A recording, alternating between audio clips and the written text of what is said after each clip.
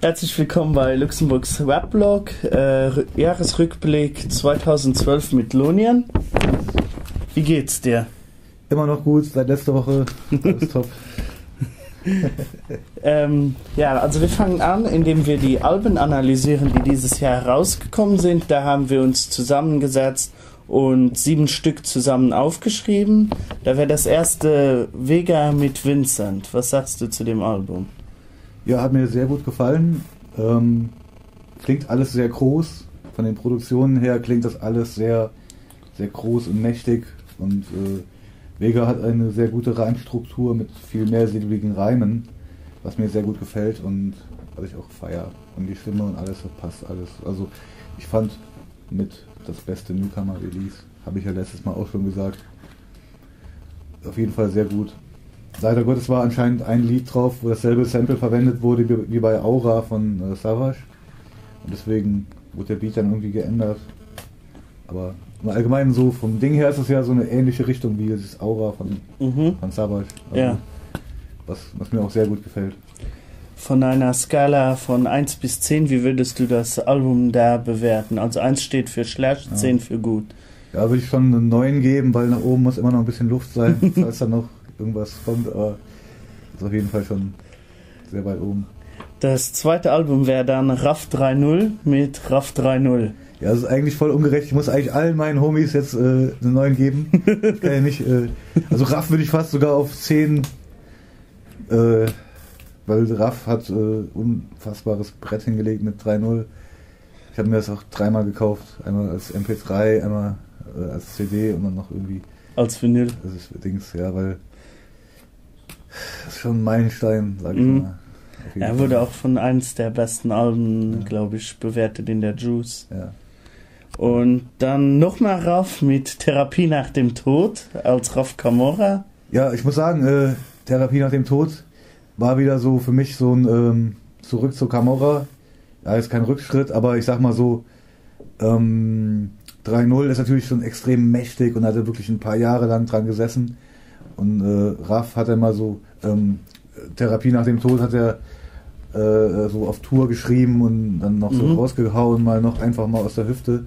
Von daher ist es schon überkrass so. Und er rappt ja auch astrein da drauf, aber 3.0 ist, würde ich sagen, stärker. Also das ist einfach, der hat ein komplettes Soundbild kreiert für das ganze Album und das muss man auch entsprechend würdigen, denke ich mal. Okay, jetzt kommen wir zu einem, mit dem du auch dieses letzte Jahr einen Auftritt hattest. Ja. Silla mit dem Album Passion Whisky. Feiere ich auch sehr. Ja, ich war auch da ab und zu dabei, wo er es geschrieben hat und hat er manchmal hier seine Beats mitgebracht bei den Tattoo-Sessions, hat dann hier gesessen und hat dann auch da schon für geschrieben. Und von daher feiere ich es extrem, weil ich meine, ich habe es schon von der Entstehung schon so ein bisschen mitgekriegt und ja, ist halt Bombenteil geworden. Und dann kommen wir noch zu einem Film, der auch gleichzeitig ein Album wurde, das Sido Blutsbrüders. Ja, habe ich mir auch direkt am ersten Tag gekauft, als es rauskam. Ne? Also du meinst jetzt den Film oder das Album dazu? Die beiden. Ich habe beides direkt, ich war in Berlin und dann war ich mit RAF und mit Katie Sophia und ich war Liquid Walker noch dabei. Ich weiß, waren auf jeden Fall einige Leute dabei. Wir haben das im Kino dann geguckt. Und direkt den Film geguckt. Am ersten Tag, auch als er rauskam. Also auf der Premiere oder wie? Auf der Premiere waren wir okay. Nee, nicht auf dieser Vorpremiere, wo alle da waren, die ganzen Stars mit roter Teppich, sondern auf dieser normalen Premiere, wo es im Kino anlief. Da waren wir essen so und dann haben wir irgendwie gemerkt, so, dass der Film auch kommt und waren dann da alle zusammen im Kino. Und ich habe mich da an ein paar Stellen immer so wiedergefunden. Also wo diese Jungs dann irgendwie da mit dem Vierspurgerät zugange waren. Und mit dem Fisher Price, oder? Mit dem Fisher Price, Alter. Das war immer krass. Also da habe ich, so Sachen hat man früher auch erlebt. Ja. Auf jeden Fall. Ich glaube, das ist nicht genau so. Ich meine, aber... Ja, ich glaube, das hat jeder so ein bisschen, der Musik macht im Rap, der kann sich da ein bisschen dran wiederfinden. Ja, aber waren ein paar lustige Stellen drin. Ja. Und ich habe auch die Musik, wie hast du die da gefunden? Ja, die Musik ist sehr cool. Also, ich meine, was soll ich dazu sagen? Sido, ich bin großer Sido-Befürworter. Mhm. Fan will ich jetzt, sagt man ja nicht, wenn man selber rappt, aber eigentlich bin ich auch ein großer Fan von diesen ganzen Sachen von früher halt her auch noch. Ja. Auch wenn ich jetzt selber ein bisschen Musik mache, aber eigentlich bin ich im Herzen so Fan geblieben. Ja, und natürlich, ich feiere so gut wie alles, was drauf ist auf dem Album. Ich habe mir das direkt gekauft, am ersten Tag. Und Bombending. Und von der Skala von 1 bis 10? Ich auch so, oder 9 da oben irgendwo. Okay. Da sind halt ein paar Features drauf. Das war jetzt nicht mein Geschmack oder so, aber das bleibt nicht aus, ne? Ich meine, das sind ja auch so Atzen-Features teilweise. Ja. Weil das jetzt nicht für mich gemacht so, ne? Ja, aber das ist Geschmäcker und Farben, genau. Darüber kann man nicht diskutieren. Ja, aber von daher, sonst hätte ich schon 10 gegeben, wenn er jetzt nur Sido drauf gewesen wäre. Okay. Und dann Xavash mit gespaltener Persönlichkeit, eins der meistdiskutierten. Ja, krass eigentlich, weil ich, also erstmal zum Album muss ich sagen, es ist unfassbar gut. Unfassbar gut. Also der Rap King und der Gesangs King, wie die auch schon selber sagen, machen zusammen ein Album. Was soll da auch Schlechtes rauskommen? Wäre auch ein bisschen komisch. Ja. Da waren noch Leute am Start. 7 Inch hat er auch produziert, hat er auch Gold bekommen. Ja. Den kenne ich auch, weil der ich war bei ihm schon im Studio, weil seine Freundin ist die Promoterin, die mein Album promotet hat. Okay. Und ja, das ist auch ein krasser Produzent und der hat ja auch Gold mitbekommen mit irgendeinem Song. Ich weiß gar nicht welcher genau, hab's vergessen. Aber Album ist überkrass, feier ich, habe ich gehört die ganze Zeit, höre ich öfter beim Arbeiten. Es läuft hier. Sehr, sehr, sehr gutes Album und diese Kontroverse kann ich nicht nachvollziehen. Gar nicht. Also ich habe das Album gehört und habe dann, irgendwer sagte so, da ist noch ein Hidden Track drauf, der ist krass. So habe ich natürlich direkt gewartet, bis der Hidden Track kommt, habe mir das angehört und habe das direkt gefühlt und habe dann direkt getwittert, so korrekt bester Song des Albums. Ja. Habe Savasch das getwittert, weil ich habe es direkt gefühlt, weil wir haben auch diese Leute in Trier, solche Kinderschänder, unter anderem unter dem Deckmantel der Religion sogar. Ne? Und da haben wir große Probleme hier damit. Und ich habe da auch einige Sachen im Internet gesehen, dass es da so ganze Geheimbünde gibt, die sowas praktizieren. Ne? Und Verschwörungen. Also definitiv gibt's das. Ja. Und die haben das halt angesprochen und haben das in einer Zeile irgendwie etwas unglücklich formuliert, weil es sich wahrscheinlich gerade gereimt hat. Ja. Irgendwas mit keine Ahnung, wahrscheinlich haben die einen schwulen Kinderficker damit gemeint. Ja, warum machst du keine Mösen? Du kommst doch aus einer. Aber im Endeffekt, der ganze restliche Text geht darum, um diese Kinderschänder, die diese Kinder vergewaltigen und umbringen. Und dann sagt er irgendwas und dann wird das auf einmal so hingestellt, als ob das gegen Schwule wäre. Das war überhaupt nicht gegen Schwule, der ganze Song. Also aber es war ja aber auch die Diskussion, dass das zur Gewaltverherrlichung und... Ja, ganz ehrlich, aber diese Kinderficker gehören auch, ich will jetzt nicht sagen umgebracht, aber zumindest so dermaßen unschädlich gemacht, dass sie nie wieder sowas tun können. Also ich würde weggesperrt, Schwanz ab, keine Ahnung, kastriert, weg damit. Ja, und also ich finde sowieso, wenn sowas ist, also meiner Meinung nach ist sowas, Musik ist ja auch Kunst und das ist eine Kunst von sich auch. Künstlerische Freiheit, hat keiner was zu sagen. Und gerade, dass da irgendwie so eine linke Splittergruppe sich da irgendwie berufen fühlt, da jetzt irgendwie gegen vorzugehen, stinkt auch irgendwie nach einer Intrige von irgendwem, woher, keine Ahnung. Warum müssen nicht irgendwie eine Linkspartei auf einmal Savasch und Dings an den Pranger stellen, dass sie gegen Schwule sind? Das ist völlig an den Haaren herbeigezogener Scheißdreck, der irgendwie vom Thema total ablenkt. Also ich glaube, da bist du auch in dem ganzen Rap-Game ja auch nicht der Einzige, weil Vega steht ja auch hinter ihnen, PA Sports. Ja, wer nicht hinter ihm steht, ist ein völliger Vollidiot. Ganz ehrlich, weil... Ja, ich hab's auch, als ich es gelesen habe, weil es mir... Diese linken Spinner, ganz ehrlich so, die sind genauso schlimm wie die Rechten. Genau. Das ist genau derselbe Mist. Also alles, was radikal ist an sich Blödsinn. Ich meine, wenn Leute radikale Ansichten haben und die vertreten, schön. Ich komme auch aus der linken Szene, ich kenne das alles, aber ich habe auch gelernt, dass die viele in dieser linken Szene, die sind noch oberflächlicher und noch schlimmer und noch engstirniger als Rechte oder sonst Spießer, gegen die sie was haben. Du kannst nicht Toleranz einerseits einfordern und auf der anderen Seite kannst du dann irgendwie nicht andere Leute unterdrücken oder die in irgendeine Ecke drängen und irgendeine Hexenjagd betreiben. Ja. Ne? So, dann kommen wir jetzt auf ein anderes Thema. Manuelsen M. Bilal 2012. Ja, Manuelsen, unfassbar. Da darfst du jetzt auch nicht Falsches sagen.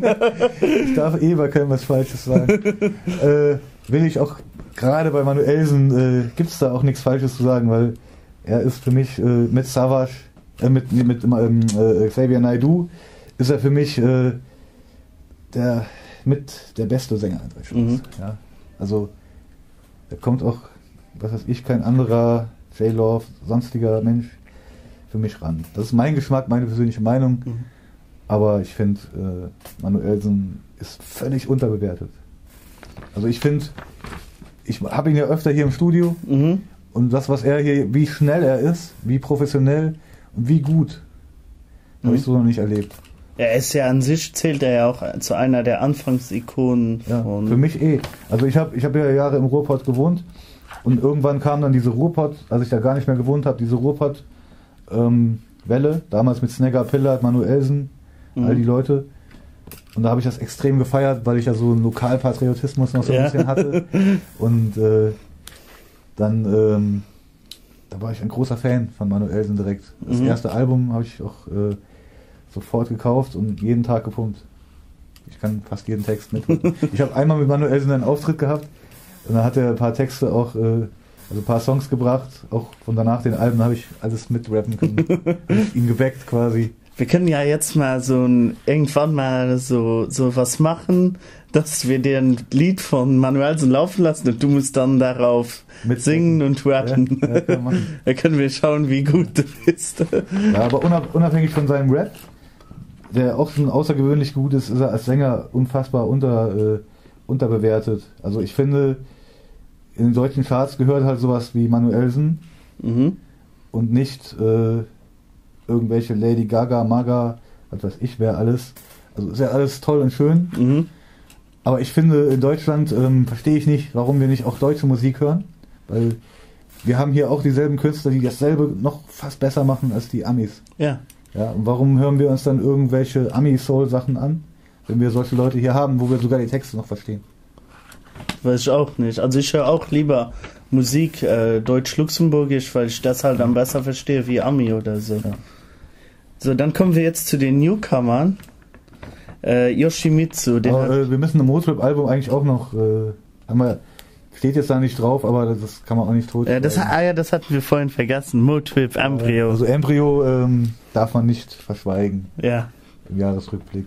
Das war, mit Raff war das ja so Kopf an Kopf. Ja. Mit 2 überkrassen Releases, wo jeder drauf gewartet hat. Und hatten wir die jetzt vergessen, wäre Motrip auch böse auf dich gewesen. Nee, du hast es ja eigentlich im Endeffekt ausgesucht. Ja. Nee, aber ich denke, das ist auf jeden Fall ein richtig krasses Ding gewesen. Ich sag mal so, er hat es in einer kürzeren Zeit produziert als Raff. Von daher ist es jetzt nicht vom Soundbild so ein kompaktes Teil geworden. Das ist manchmal so ein bisschen verschieden gewesen. Aber ich finde, da sind unfassbare Songs drauf. Also Schreiben. Ich weiß nicht, ob du den kennst. Das ist ein unglaublicher Song, wo ich von Anfang an nicht verstanden habe, warum das nicht direkt Single war. Mit Video. Also für mich war an sich der Höhepunkt des Albums Feder im Wind. Feder im Wind auch. Die beiden Songs sind für mich die krassesten Songs. Ich meine, wenn du Major bist, haben natürlich auch immer andere Leute noch mitzureden, welche Single-Auskopplungen gemacht werden. Also wenn ich sein A&R gewesen wäre bei Universal, hätte ich gesagt, schreiben. Video. Aber wer weiß, vielleicht kommt ja noch sowas. Kann man ja mal schauen. So, dann kommen wir aber jetzt zu den Newcomern. Yoshimitsu. Genau, Yoshimitsu habe ich eben auch vorgeschlagen. Ist ein Kumpel von Raff aus Wien, mit dem er angefangen hat, Musik zu machen damals. Und viele wissen ja, dass er mit Nazar irgendwie ein bisschen Knies hat oder irgendwas. Auf jeden Fall, er hat dann jetzt, glaube ich, nochmal für ihn auch mitproduziert und so. Und irgendwie, ich war in Berlin, da war Yoshimitsu dann dabei und habe ihn da auch kurz kennengelernt. ein sehr, sehr netter Typ. Sehr cooler Typ. Und die Musik ist auch sehr cool. Also ich finde ein sehr guter Newcomer. Beim letzten Mal haben wir ihn auch vergessen. Ich habe das ein bisschen verpeilt. Da war der, glaube ich, auch gerade so, hat er sein Mixtape rausgebracht. Ja. Aber auch für die Leute, die es nicht wissen, letztes Mal, als wir das Interview hatten, das war so ein bisschen übers Knie gebrochen, Ja. schnell gemacht. Aber hat sich aber gut, war aber ein gutes Interview insgesamt. Unerwartete Fragen. Ja, unerwartete Fragen. Dann haben wir MC Fitti, 30 Grad. Ja, MC Fitti ist ja mein Idol. Darum der Bart. Genau, wie man sieht. Ja, wir haben jetzt eine Wette, wer als erstes den MC Fitti Bart von uns beiden hier hat. Genau. Ja, was soll ich dazu sagen? Ich kenne nur ein Lied von denen. Lustig. Ja. Ja. Ist eher so gute Laune Musik und der Ja. Typ nimmt sich nicht zu ernst. Das war, Ja, ich fand ihn lustig. Das ist, glaube ich, man nimmt das ja auch nicht ernst. Und das ist ja irgendwie, glaube ich, auch ein Sprayer aus der Graffiti-Szene. also was ich weiß, ist, dass er Handwerker ist, hat er mir erzählt. Aber der hat irgendwie auch eine Can tätowiert. Ne? Eine Spray-Can. Ja, das habe ich jetzt nicht gesagt. Also Der hat bestimmt schon mal irgendwo ein paar Wände vollgesprüht. kann sein. Also was ich weiß, ist, dass er gerne taggt. Ja. Das weiß ich. Ah, ich glaube, der kennt bestimmt auch jeden. So, dann haben wir noch einen, den du uns mir vorgeschlagen hast, Juke und Immun. Ja, das sind, also einen davon kenne ich. Ich darf ja nicht sagen, wer es ist. Ja. Die haben Masken. Das ist auf jeden Fall ein überkrasser Typ, so. Der macht auf jeden Fall nicht nur Musik, der macht auch viele andere Sachen. Also viele kennen ihn als Afro, vorher so, Rapper. Und er macht unter anderem Covers, Plattencovers. Für Azad zum Beispiel. Und produziert, macht Beats, ja, macht Musik, rappt auch. Ist ein tighter Typ. Okay. Und der hat ein krasses Video gemacht. Wer schreibt die Hook? Hat er selbst gemacht, auch selber geschnitten. Wie gesagt, so ein Multitalent. Ja. Der macht halt auch alles, wie ich auch. Ich schneide ja auch Videos, mische ab, mache Beats, rappe. Ich rappe ja nicht nur. Ja. Ich mache alles Mögliche noch. Und der macht genau dieselben Sachen auch, deswegen haben wir uns auch gut verstanden. Und fand ich auch krass, was er gemacht hat. So, dann kommen wir zu Schwester Ever. Ja, EWA. tighte Scheiße, Alter. Geht was? Schwester Eva. Ich meine, ich feiere sie. Mhm. Manche feiern sie nicht. Man muss es halt mögen, so, ne? Ja. Ich habe nichts gegen die. Ja, das ist eher so Das Straßen... ist eher so Straßen-Rap. Ja. Ich feiere die Beats vor allem auch. Weil sie benutzt ja öfter solche West Coast-Sachen, so wo auch Tupac dann drauf gerappt hat und das geht auf jeden Fall klar. Die hat einen guten Flow. Die Texte sind authentisch, ja. Wenn man mal guckt, so was für Leute eigentlich alles so Gangster-Rap machen, was das eigentlich dann für Knechte im richtigen Leben sind, ne? Und irgendwie verstehe ich dann den Zusammenhang nicht. Ja. Also bei ihr ist es zumindest real so. Ja. Alles, was sie erzählt, glaube ich ja. Ja, sie kommt ja auch aus dem Milieu, hat sie ja selbst auch gesagt. Ja, von daher so, was soll man dagegen sagen? So. Ja. Also ich meine, sie hört sich gut an, sie kann rappen, ne? Die Texte sind authentisch. Ich würde das meinen Kindern jetzt nicht unbedingt den ganzen Tag lang vorspielen und sagen, werde so wie sie so. Aber im Endeffekt, jeder Mensch ist so geworden, wie er ist, weil gewisse Sachen so waren, wie sie waren.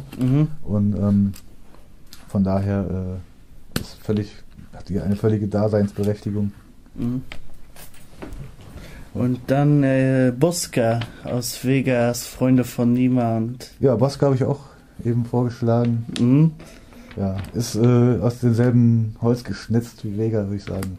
Also das ist da auch diese Fußballschiene so, weil ich gut finde. Also ich bin jetzt kein Fußballfan, aber ich finde das eigentlich ganz gut, auch wie so Contra K und so Leute, die dann ihr Hobby oder ihre Leidenschaft da irgendwie noch in die Musik einfließen lassen. Und dann hat das so eine andere Farbe als immer nur dieselben Themen so. Ja, die ist mal was Die Neues. erzählen immer dasselbe Ja. so. So, die machen dann halt ihr Fußballding so ein bisschen damit rein und stehen da so mit der Pyro-Ding und hat so einen gewissen Vibe, der eigentlich irgendwie, das finde ich irgendwie gut. Und wie gesagt, technisch stellt da wirft das keine Fragen auf, so was die machen.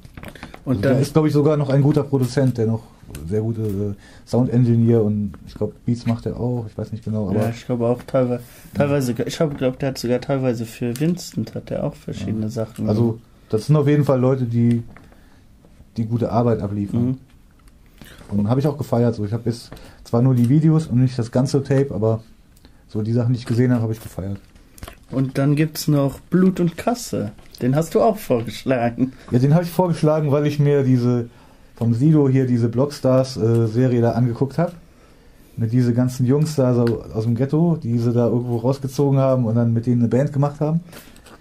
Und dann sollte dann, also Sido macht bandmäßig so eine Band entstehen, die dann halt einen Plattenvertrag kriegt. So. Und dann hat er da irgendwelche Problemfälle so irgendwo hergeholt und probiert. Und dann haben die in so einer WG gewohnt und haben dann irgendwie gerappt. So wie Partybruder aus dem Hip-Hop-Bereich. Partybruder? Kennst du das? Nee.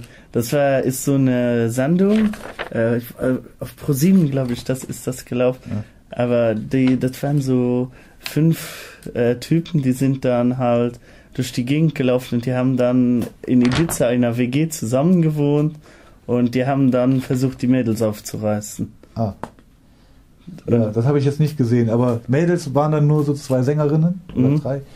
Da war auch so ein bisschen Zickenkrieg und so. Ich meine, vom Ding her war das schon so teilweise ein bisschen Richtung Hartz IV TV abgeglitten, aber da konnte der Sido, glaube ich, nichts für, weil ich weiß, da stehen immer solche Regisseure dahinter, die dann dafür sorgen, dass da ein Spannungsbogen reinkommt, ja, dass die Leute sich ein bisschen fetzen, dass da ein bisschen Drama ist und so, sonst will das ja auch keiner sehen. Und mit Sicherheit haben die vom Fernsehen da auch so ein bisschen die Finger drin gehabt. Aber vom Ding her war es eigentlich so, vom Ding her eigentlich ein guter Gedanke, das so zu machen, dass man den Leuten so ein bisschen eine Chance gibt und eine Perspektive und sehen, dass sie auch was machen können. Und ja, eigentlich der krasseste Rapper von denen war halt Blut und Kassel. So. Das war so ein Berliner, der einzige nicht aus Wien war und der ist auch eigentlich ganz gut, so fand ich talentiert. Und der hatte auch schon mal so ein Agro-Video so bei Agro TV. So ein Halt die Fresse hatte der. Ja, dann habe ich das so ein bisschen verfolgt und bin mal gespannt, ob da mal irgendwann ein Album kommt. Und ja, also den sollte man mal im Auge behalten. Ja, dann schaue ich mir den auch mal an, weil den habe ich auch nicht gekannt, bevor du mir von dem erzählt hast. Dann kommen wir noch zu den Neuigkeiten, respektive was das Jahr über passiert ist. Da haben wir 4 Themen ausgesucht. Das erste war Rap am Mittwoch, MC Boogie gegen Atzenkalle Battle. Ja. Wie hast du das empfunden? Ja, also ich habe mir Rap am Mittwoch öfter angeguckt und da ist mir auch dieser Atzenkalle immer wieder aufgefallen, der ja eigentlich ziemlich gute Skills hat und da auch die Leute so reinweise weggemetert hat mit seinen Punchlines. Und fand den eigentlich für so einen kleinen Junge so mit so einem Emo-Haarschnitt, fand ich den schon krass, dass er Justin Bieber wie er so abgegangen ist. Und umso krasser fand ich dann auch, als er dann gegen die Legende MC Boogie da gebettelt hat und ihn dann so richtig seine Mutter beleidigt hat und so. Ne? Und MC Boogie hat ihn dann mal so in den Schwitzkasten geholt und gesagt, immer Junge, nächstes Mal lässt du Mami raus. Und ja, fand ich lustig. Hat mich entertained. Ja, also ich habe das Battle auch verfolgt und ich habe es auch ziemlich unterhaltsam gefunden. Ja, war lustig. Aber dann gab es da die Kommentare von Atzenkalle, dass der zuerst die Punchline mit Mutter ausgepackt hat. Aber Boogie hatte ja als erstes... Der hat den zuerst, genau, der hat nämlich irgendwas, seine Mutter geht für mich anschaffen oder so. Ja. Irgendwas hat er da in so einer Line gebracht. Ja, da habe ich auch gedacht so, ich meine, wenn er es macht, dann muss er auch hinnehmen, dass der kleine Junge das dann auch macht. Und, aber natürlich, man sollte natürlich Respekt von Älteren haben. Vielleicht hätte er das nicht unbedingt machen müssen. Also ich habe ja Atzenkalle mal getroffen und da meinte ich auch so, da wäre jetzt voll die schlimme Stimmung gewesen. Er meinte so, ja, nach dem Battle haben wir uns dann ausgesprochen und wir haben uns beide dann gegenseitig entschuldigt und sind dann guter Dinge gegangen. Ja, so sollte das ja eigentlich auch laufen. Ja. Also Battle ist Battle, ne? Und dann ist ja eigentlich Standard, dass die Mutter da so ein bisschen... Das ist ja die Kunstfigur ja auch an sich. Das ist ja normal. Ich meine, aber ich finde krass, dass so ein kleiner Junge da irgendwie die Eier auf den Tisch legt und so jemand von den BC-Jungs da mal eben die Mutter disst. Hast du Duke Nukem gespielt, als du jünger warst? Nee. Da sagte immer der Hauptdarsteller, er sagt immer, I have some balls of steel. Der hat Eier aus Stahl. Ja. Und ich glaube, Atzenkalle hat da die Eier aus Stahl auch bewiesen. Auf jeden. So, und dann kommen wir zu einem Kollegen von dir, den du sehr gerne magst. Julians Blog hat seine Rap-Karriere gestartet. Da lachst du, ne? Ja, das ist auf jeden Fall, was soll ich zu dir sagen, Julian? Was soll ich zu dir sagen? Du bist ein richtiger Ich weiß, Hunderttausende haben dich nur als beschimpft. Ich bin der 100.001. der dich als beschimpft. Du bist so ein Wenn ich dich sehe, hau ich dir aufs Maul. Das ist, Fakt. Hast du sonst noch was du ihm sagen möchtest, oder? Ja, was willst du zu so einem Mensch sagen? Wie ihm? Ich meine, am Anfang habe ich noch gelacht und so, ne? Da habe ich mir dem seinen Mist da zweimal angeguckt. Mein Sohn hat sich das reingezogen. Ja? Ich gehe nicht auf die Suche nach irgendwelchen komischen Blogs von irgendwelchen Leuten. Ich fand es unfassbar, dass der Millionen von Klicks hat und permanent da eigentlich nur irgendeine Scheiße von sich gibt. Ohne Kopf. Ja. Ich meine, er ist ein intelligenter Mensch, das muss man ihm eigentlich zugestehen. Er kann sich artikulieren. Er hat sich bestimmt auch mit manchen Sachen auseinandergesetzt, aber mit einer Arroganz, ja, mit einer Borniertheit. Und das Ding ist, so Comedy und Provokation und Kontroversen und solche Sachen sind ja eine Sache, aber du kannst es nicht auf dem Rücken von Menschen, die verhungern oder AIDS-krank oder Krebs haben, ja, kannst du nicht auf diesen Leuten auf deren Kosten irgendwelche Witze machen. Ne? Finde ich. Also irgendwo gibt es eine geschmackliche Grenze, wo man einfach sagen sollte, das geht einfach so weit unter die Gürtellinie, das ist so menschenverachtend und rassistisch und gegen jegliche Menschenwürde, dass ich da einfach dann irgendwo einen Strich setze und sage, sowas hat im Hip-Hop, sowas hat überhaupt in meinem Umfeld und eigentlich auch in der Gesellschaft nichts zu suchen. Ja. Und der hat ich weiß, man macht jetzt sogar noch Werbung für diesen Hurensohn, indem man über ihn redet und wieder noch mehr Leute diese Scheiße von ihm anklicken und er kriegt noch mehr Klicks und verdient noch mehr Geld. Und er lacht sich wahrscheinlich drüber kaputt.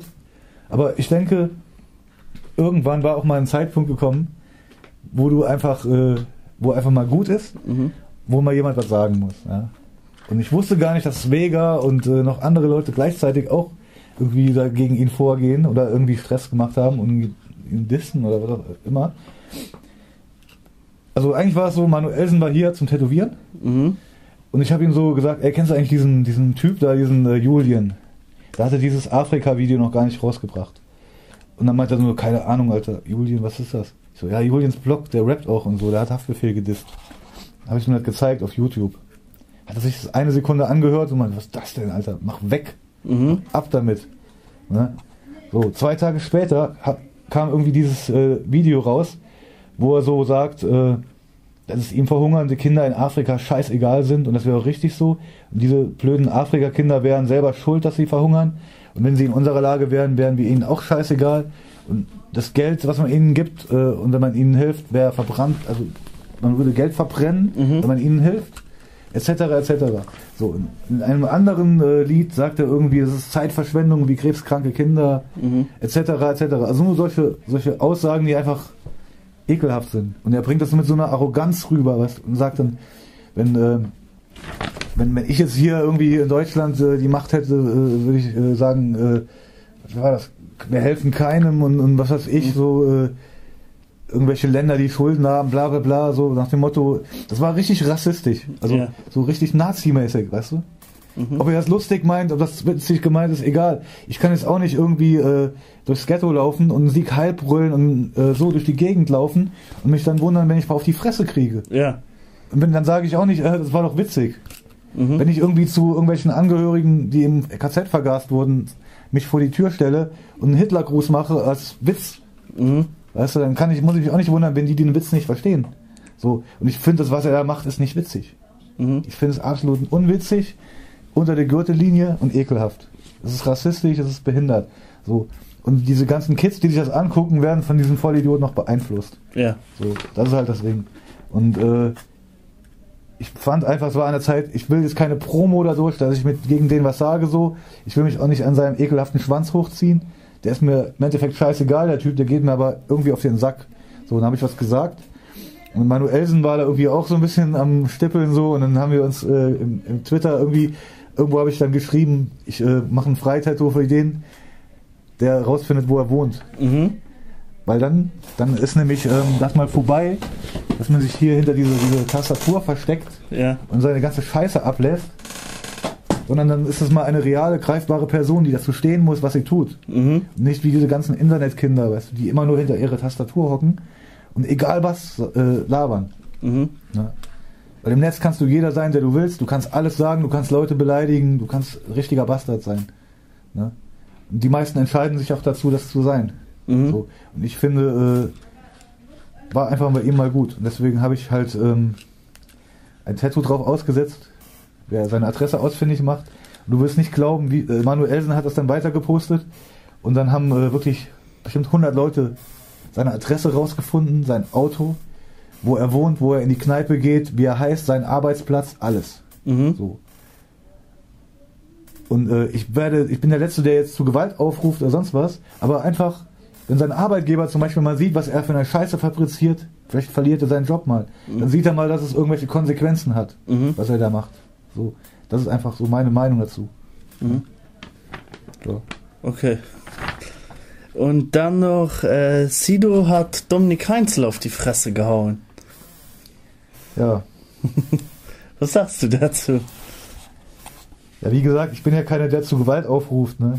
Ja. Aber, ja, wird schon seinen Grund gehabt haben.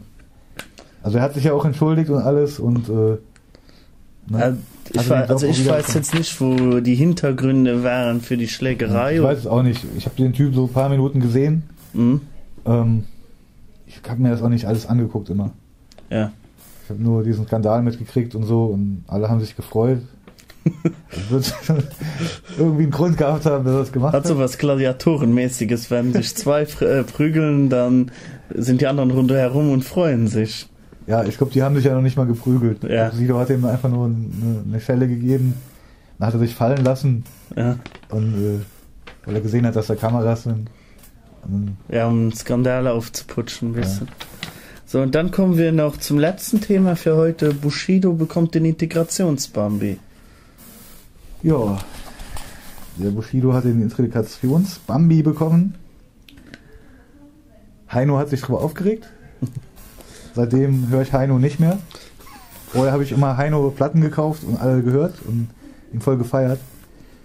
Da habe ich irgendwie gedacht, so, braucht er Aufmerksamkeit, warum macht er jetzt deswegen so einen riesen Aufriss, weil Bushido diesen Bambi bekommen hat.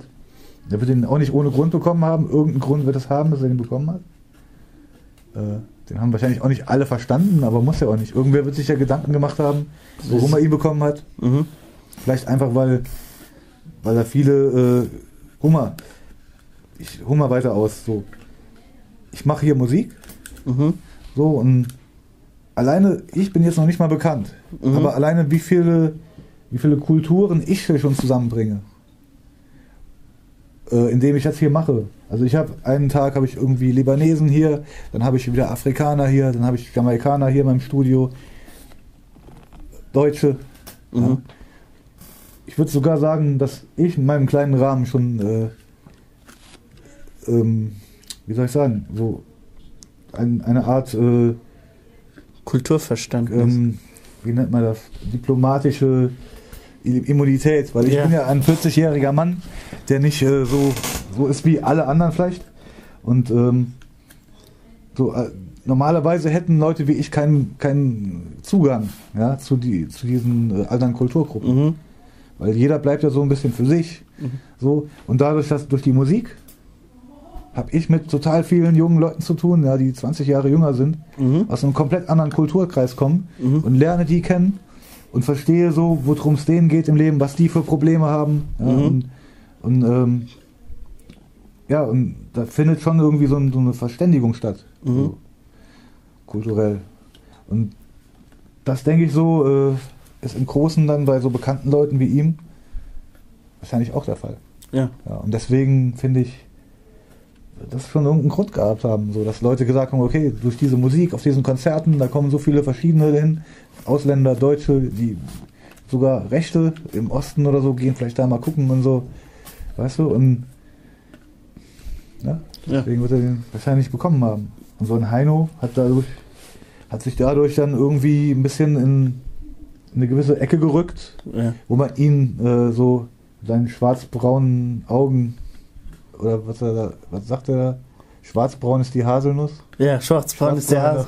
Weil die Augen siehst ja nicht, der hat die Sonnenbrille. Ja, der ist, glaube ich, Albino. Aber egal. Ich weiß nicht, was er damit aussagen will. Ne? Ja. Wenn er damit aussagen will, er ist braun, dann heißt das für mich so, er ist ein bisschen Nazi. Ja. Vielleicht ist das so eine Anspielung, ich weiß es nicht. Habe ich vorher nicht drüber nachgedacht, aber durch diese Sache gerät er bei mir in ein Licht, wo ich denke, so, okay, er hat einfach was gegen Kanaken. Mhm. So, und kann er ja auch, darf ja jeder so, ist ja jedem sein Recht. Aber wie gesagt, ich kaufe mir jetzt seine Platten seitdem jetzt nicht mehr. Hat er einen guten Käufer verloren. Dann bedanke ich mich aber dass du dir Zeit genommen hast für den Jahresrückblick. Bitte. Und dann hören wir uns irgendwann mal wieder. Alles klar. Bis dann. Ciao. Ciao.